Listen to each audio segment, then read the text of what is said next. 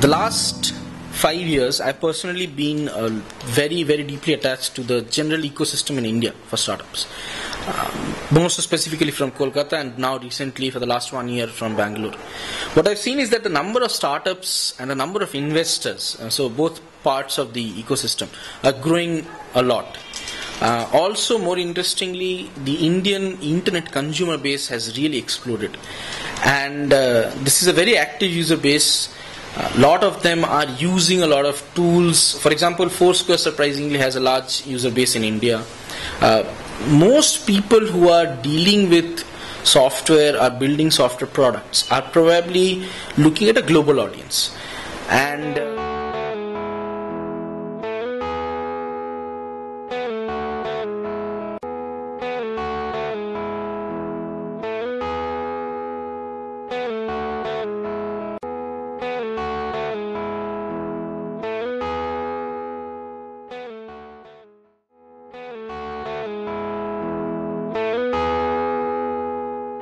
the reason I got out of bigger companies. I don't want to have to deal with stupid people, right?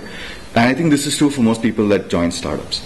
Now, I was very lucky. I didn't have very many of those in my previous company, and it was still frustrating occasionally.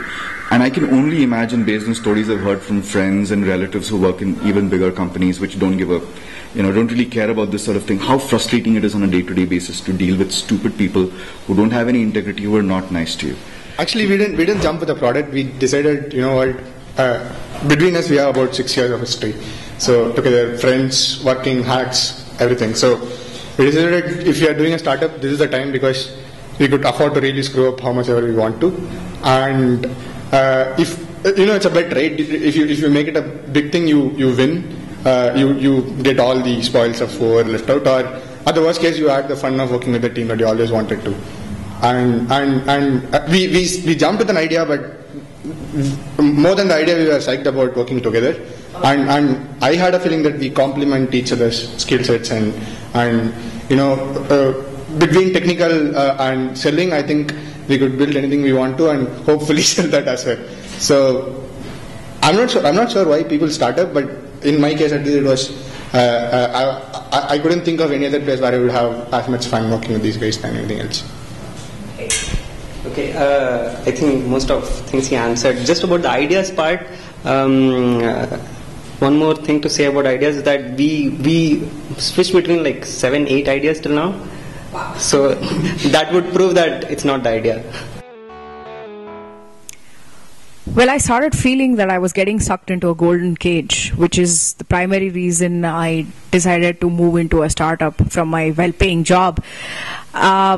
Basically, it was when your passion to innovate, and when you have this energy to execute, and when you start seeing the big picture, and combination of all three kind of tells you that the opportunity you currently have is not doing complete justice to what you probably can do.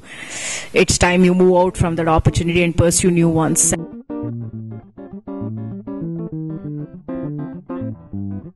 A startup be sustainable.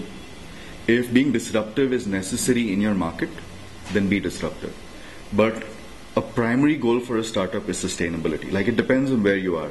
In the US, this may mean raising funding. In India, it may just be setting up enough cash flow to, so that you can continue working. It doesn't matter.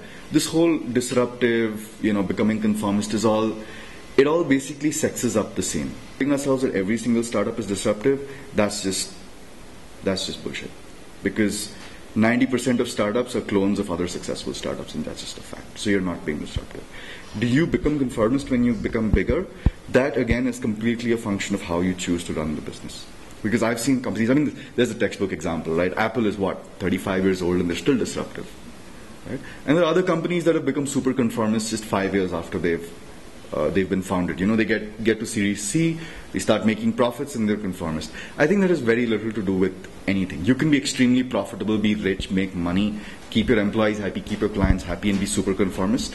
You could do that, but I think these are two completely separate sort of thing. The non-conformity part is an example, like maybe there are many examples where people are frustrated with their existing jobs, and many of them come out with doing the similar kind of a product from their whatever company they're working with, and they make a better product out of it.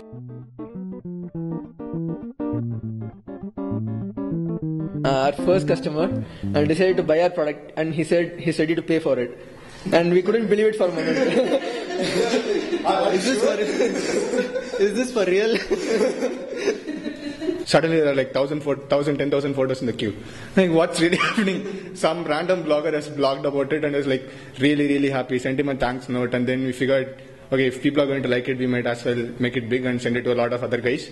And then 2 days of blood everywhere and collecting up bits and pieces. At 4 a.m. in the morning, he comes me and wakes me up. Alagu, wake up, we are viral. Zednet has called us. Like, what? We started up, it was three, two people quitting first from my previous company, and we were talking about it for a long time. This is my second company.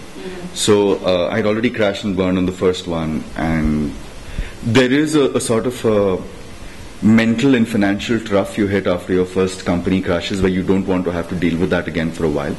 And I'd been coming out of that for almost 6 or 8 months. So I think I was ready to go ahead. So when these guys proposed that I join them, I was like, okay, that does make sense.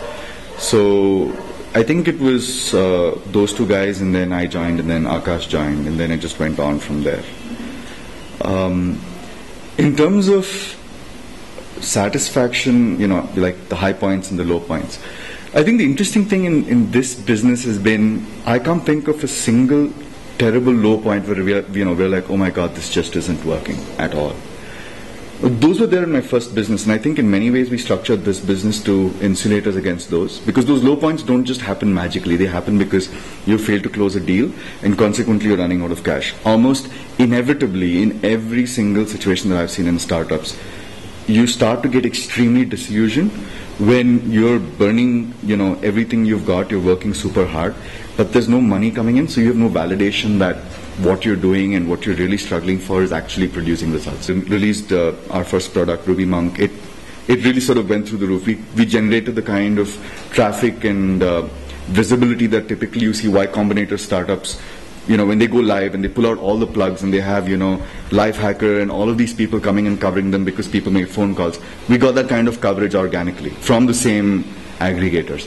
So, I think if there was one major high point I had to point to, it was that. It was like the first product that we went live with, getting this much traction.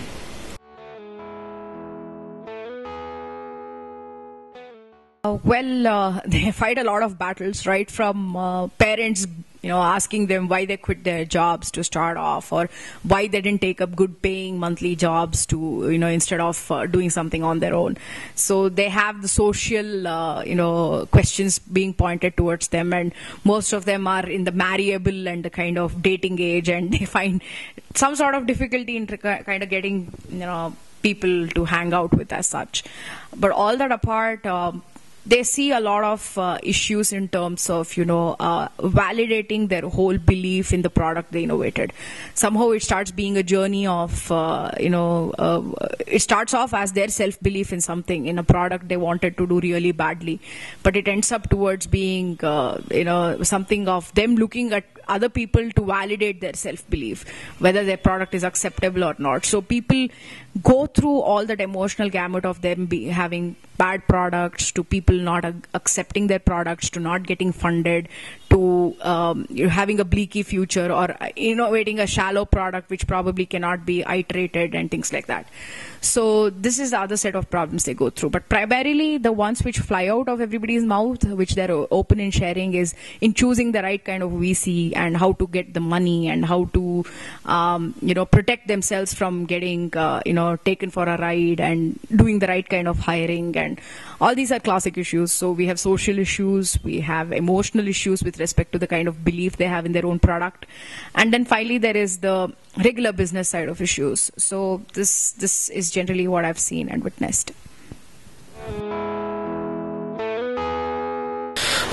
when we talk about the internet in general, for example, much of the stack, in fact all of the stack, is basically open source software. So from the operating systems like Unix or Linux based operating system, to the software that runs on top, the programming languages that we use in general, so Python, PHP, Ruby, Perl, all of these come from the open source backgrounds. They're all open source softwares. You can use them and you can modify them.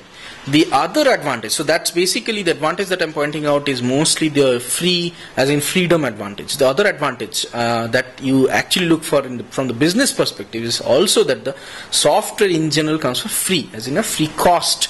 That's a huge advantage when you're talking about building a software where probably 40% of your platform is outright given to you free of cost through the usage of Linux or a programming language on top of it, or a few libraries, etc., etc. So think of it, if you're building an e-commerce platform, maybe you're building the next Flipkart. So your time to market to get an initial e-commerce site out is really small when you consider that you have your core operating system, your programming language to build stuff on top of it, or an actual framework onto which your website is almost ready-made built, ready to go live, is already there. That kind of an advantage is really there with open source in general. I'm obviously talking both on the freedom part and the free, as in free beer part.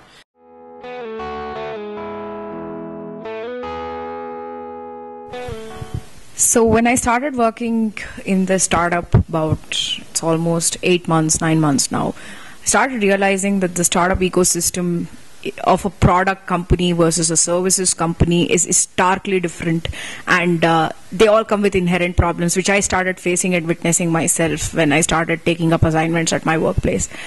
Moreover, I had an idea of all this because I have worked in the startup in past, but it was a services startup, and this time it was a product startup I'm in. That's when I realized that if I can start creating an ecosystem or creating some sort of a platform where people can start sharing things, their issues, the way they overcame stuff, if there is a science behind every problem they have faced, and if it could be shared, it's going to make a lot of things a lot more seamless. So this was in the offing when I met this person who was who was heading her startup, and she was debuting her product across multiple places. So the best part was the best feedback she got was from startups themselves, considering she was running some sort of an ERP product catered towards small companies. So once the first meetup of all these companies happened, when she brought us all together, that's when I realized that we can take it off from where it just started, that meeting started, as from a feedback session to a more evolved ecosystem where people hang out once a month, no formality, no person coming and giving speeches, elaborate speeches as such. It's just going to be this: people walk into a startup's office, which is going to host it, and they're going to just talk about their problems. They probably buy their own booze, and that's about it. So that's startup by lanes for you.